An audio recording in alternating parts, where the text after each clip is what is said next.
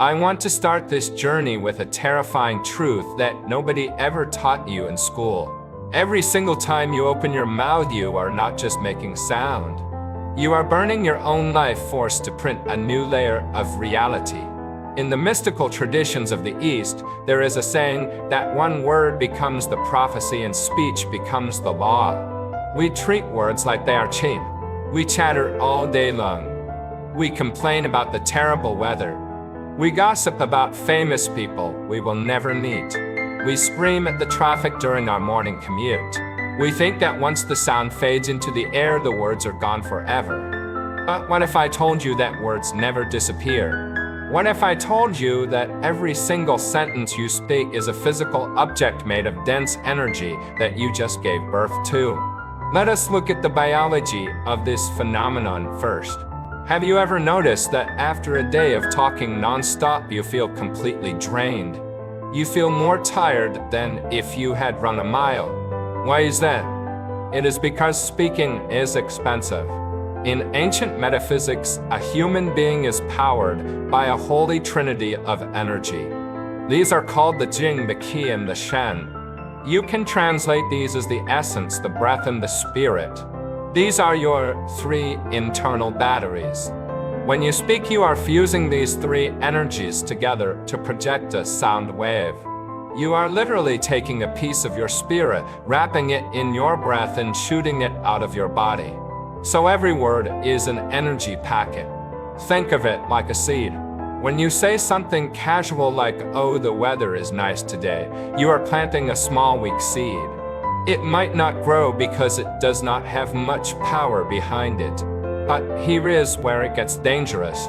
The power of the seed depends entirely on the fertilizer. And the fertilizer is your emotion. When you are furious, when you are shaking with rage, or when you are trembling with absolute terror, your energy system is spiking. You are dumping massive amounts of high voltage Jing into your voice. In that moment, you are not just speaking. You are casting a spell. If you scream, "I hate my life," while crying and shaking, you have just planted a super seed. You have given it so much energy that it must grow. It has no choice. The universe hears that high voltage command and says, "Okay, your wish is my command." This is the hidden mechanism behind what we call jinxing yourself. It is not a superstition. It is physics. You printed a command with high emotional ink. Most people are walking around with a loaded gun in their mouth, firing bullets of poverty, sickness, and failure into their own future, and they do not even realize they are pulling the trigger.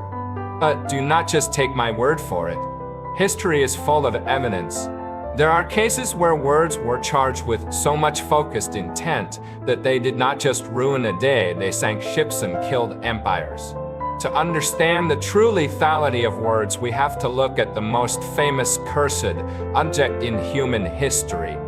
This is a story that involves a dead princess, a series of mysterious deaths, and the most tragic shipwreck of all time.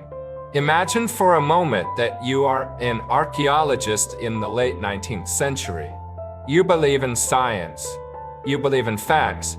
You do not believe in magic. You find a beautiful coffin in the desert. It belongs to a high priestess of the temple of Amen-Ra. You think you have found a treasure. You think you will be famous. But you do not know that 3,000 years ago, a group of priests stood over this exact coffin. They were masters of the spoken word. They entered a deep trance state. They summoned every ounce of their Jinki and Shunhun. They spoke a sentence into the wood of the coffin. They did not just say words. They locked the vibration into the atomic structure of the object. That vibration was a simple program. It said, "Death shall come on swift wings to him who disturbs the peace of the Pharaoh."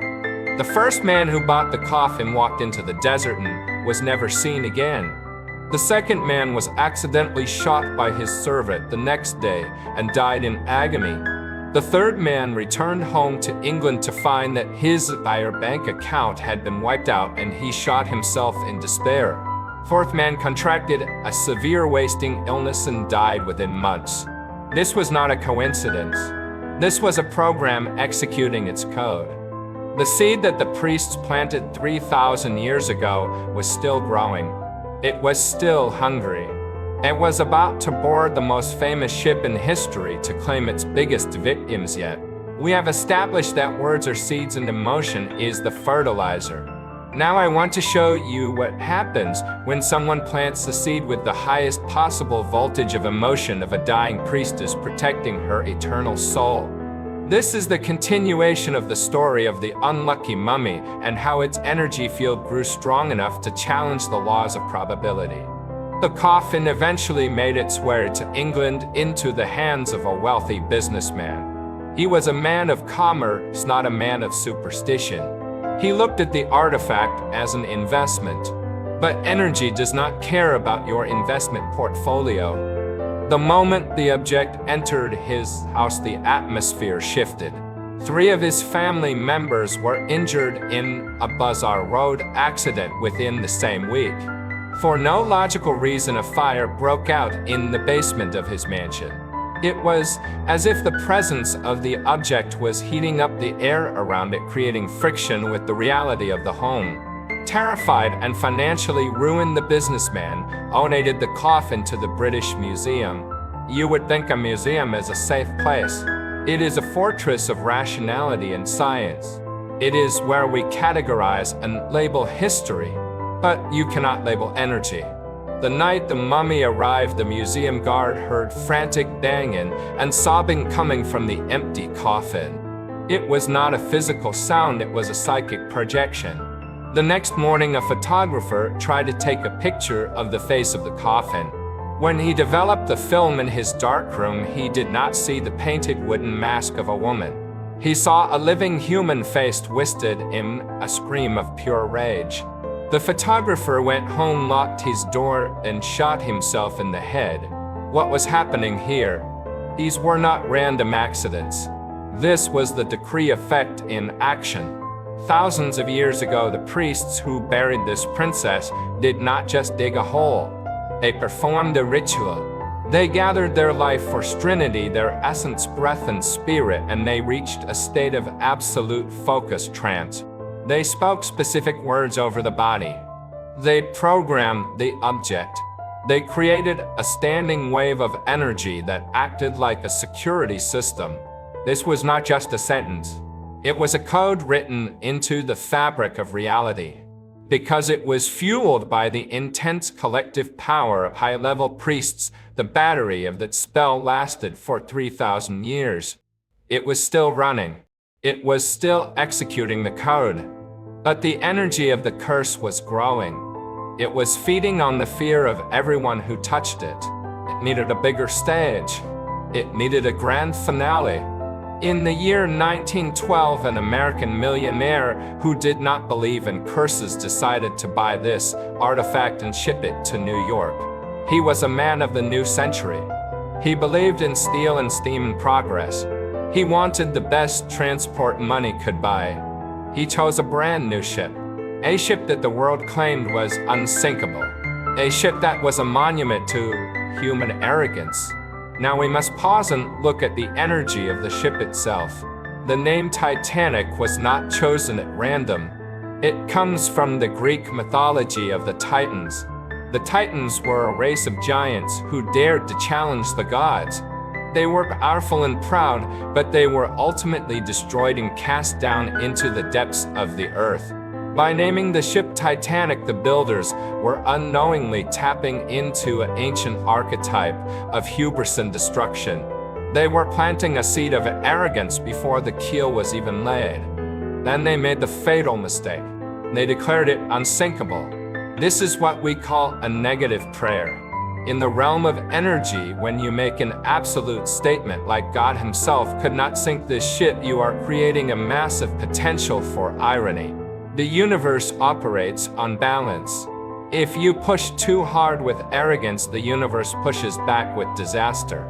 The pendulum must swing back. So consider the energetic cocktail that was brewing in April of 1912. You have a ship named after a war with the gods.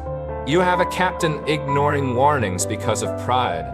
Deep in the cargo hold of that ship, you have the Amen-Ra priestess carrying a 3,000-year-old program that says death to those who disturb my peace. You combined a massive target with a massive weapon. The result was inevitable. When the ship hit the iceberg, it was not just metal bending. It was the collapse of energy field. Survivors reported a strange, eerie atmosphere that night. A heaviness in the air that could not be explained by the cold. The curse fulfilled its programming perfectly. Death on swift wings, or in this case, death in freezing water. 1,500 souls were lost. The unsinkable arrogance was crushed in less than 3 hours. This story is the ultimate proof of spoken manifestation. The priests spoke a curse. The builders spoke arrogance. Both speeches became reality. The priests used fear and protection as their fertilizer. The builders used pride and ego. Both worked. Both manifested. Now you might be thinking, okay, but I am not an Egyptian priest and I am not building the Titanic. This does not apply to me. Wrong. You are doing the exact same thing on a micro scale every single day. You do not have a 3,000-year-old mummy, but you have something else. You have the ancient code of Ling. Let us look at the Chinese character for efficacy or spirit, which is pronounced Ling. If you decode this character, it is literally an instruction manual on how to hack reality with your voice. It reveals a secret that shamans have known for millennia, but we have forgotten in the modern age. We have seen the macro destruction of the Titanic, but now we must zoom into the micro mechanics of how this magic actually works. How can a sound from your throat change the physical world? To understand this, we need to look at an ancient diagram that has been hiding in plain sight for thousands of years. We need to look at the Chinese character for spirit or efficacy, which is pronounced Ling. If you look at the top of this character, you see the symbol for rain. Below that, you see 3 mouths. At the bottom, you see the symbol for a witch or a shaman. This is not just a word. It is a picture of a ritual. It depicts a shaman standing on an altar chanting with 3 mouths to call down the rain from the heavens. In ancient times, when a drought threatened to starve the village, the shaman did not just hope for rain. He did not just wish for rain. He commanded the rain. He used his voice to bridge the gap between the human realm and the sky realm. The character tells us the secret formula. The mouth plus the intent of the shaman equals a shift in the atmosphere. This is the original definition of a spell. A spell is simply a program code written in sound. Just like a computer programmer writes lines of code in Python or Java to tell a computer what to do, the shaman writes lines of code and sound to tell the universe what to do. If the syntax is correct and the energy source is strong, the program executes. The rain falls. But you might say, I am not a shaman. I do not have magical powers.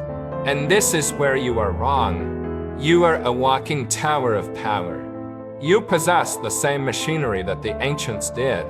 You have the essence, the breath, and the spirit. You have the ability to generate intense emotion. And you have a mouth.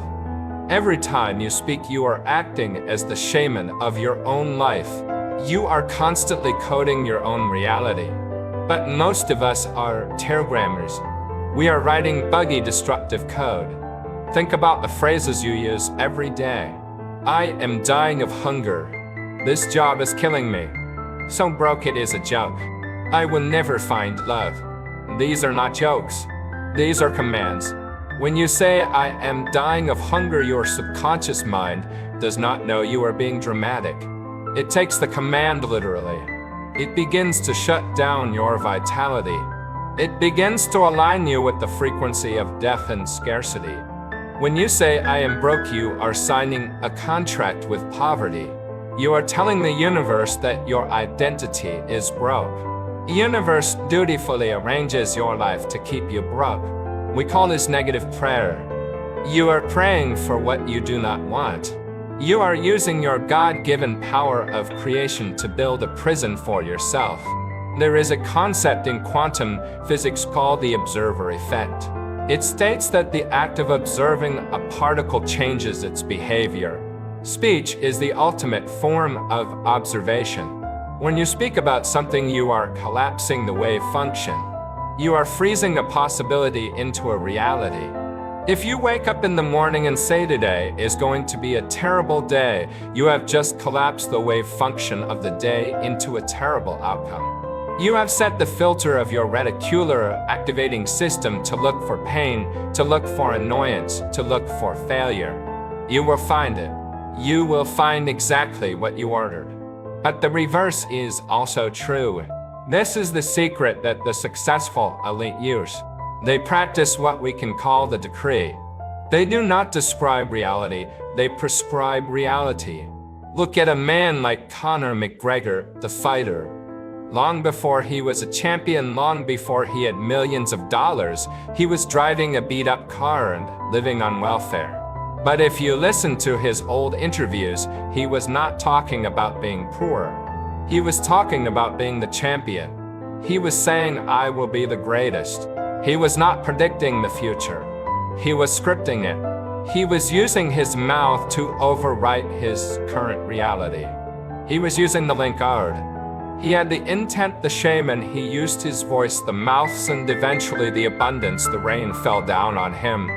So the question becomes, how do we stop cursing ourselves and start blessing ourselves? How do we rewrite the bad code we have been speaking for 20 or 30 years? It requires a radical shift in behavior. It requires you to become the guardian of your own mouth. We have identified the problem. We are accidental black magicians cursing our own lives with sloppy language. Now we need the solution. How do we turn this ship around before we hit our own iceberg? The answer lies in ancient discipline that the Taoists call Sheng Ren Shiyu, which translates to the sage treasure's words. This does not mean you should take a vow of silence and never speak again. It means you must treat your words like limited ammunition. Imagine you are a soldier in a war zone. You have a rifle and a limited number of bullets. Would you fire your bullets into the ground? Would you fire them into the air for no reason? No, you would save them for the target. Your words are your bullets. Your intent is the target. The first step in this discipline is to stop the energy leak. You must stop speaking unnecessary words. Stop the gossip. Stop the complaining. Stop the endless narration of your problems. Every time you complain about a problem, you are feeding it energy. You are making the problem bigger. You are giving the monster a steak dinner. If you catch yourself saying, I am so tired, stop mid-sentence. Do not finish the spell. Swallow the words. Instead, take a deep breath and say nothing. Or better yet, flip the script. Say, I am resting, unrecharging. It feels fake at first. But remember, the fake becomes the reality if you persist. You are overriding the code. The second step is to practice what I call the noble silence. In the East, they say the more you speak, the more your spirit scatters. When you talk too much, your ki disperses. You become weak. You become ungrounded. Have you ever met a truly powerful person, a CEO or a master? They are usually quiet. They listen more than they talk. When they do speak, everyone leans in. Why? Because their words are heavy. Their words are dense with energy because they have been saving it up. They are holding their ki in the lower abdomen, the dienta of vomiting it out of their mouth. This builds a reservoir of power. So when they finally do say, I want this done, it gets done. The universe obeys them because they have the currency to pay for the command. The third step is the most practical. It is the 24-hour challenge. I want you to try this starting right now. For the next 24 hours, you are forbidden from saying anything negative about yourself or your future. No self-deprecating jokes. No, I am an idiot. No, I cannot afford it. If a negative thought comes into your head, let it pass. Thoughts are just wind. But do not give it a body by speaking it. Do not let it cross the threshold of your lips. If you fail, if you slip up and say something negative, you have to cancel it immediately. You say cancel clear, then you say the opposite. For example, if you say, I am so sick of this job, you immediately stop and say cancel clear. I am grateful for the paycheck while I build my new empire. You have to patch the code immediately. This practice is exhausting at first.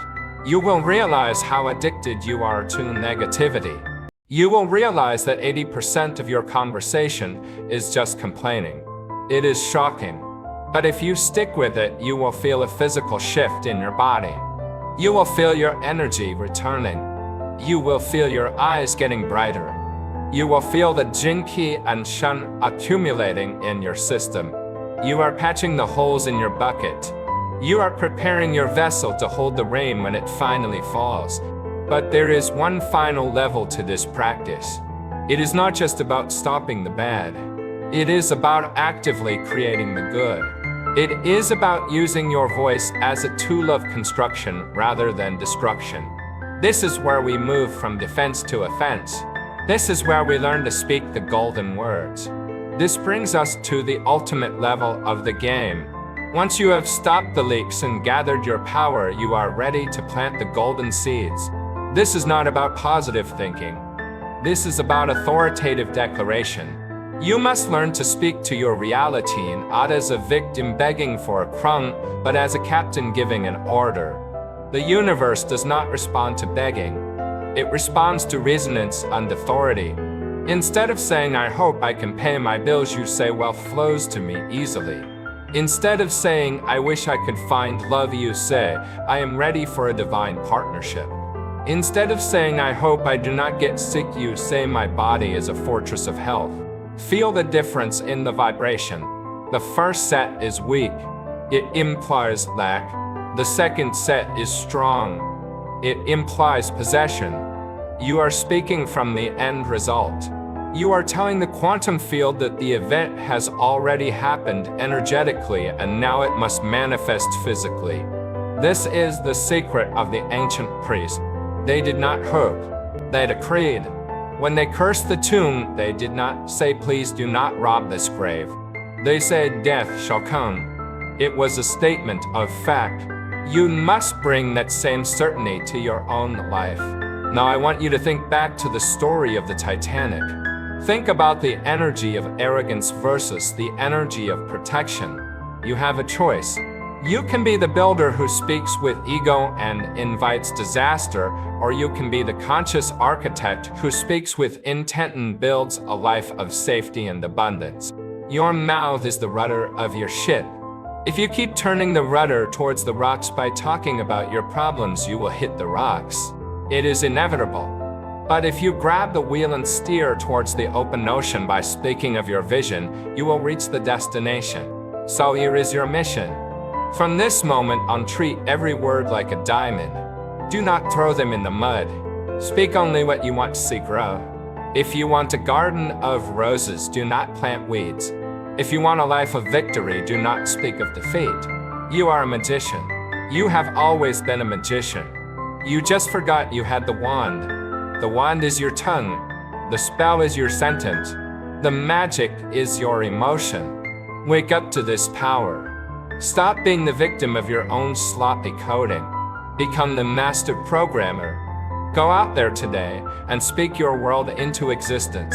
The universe is listening and it is waiting for your command.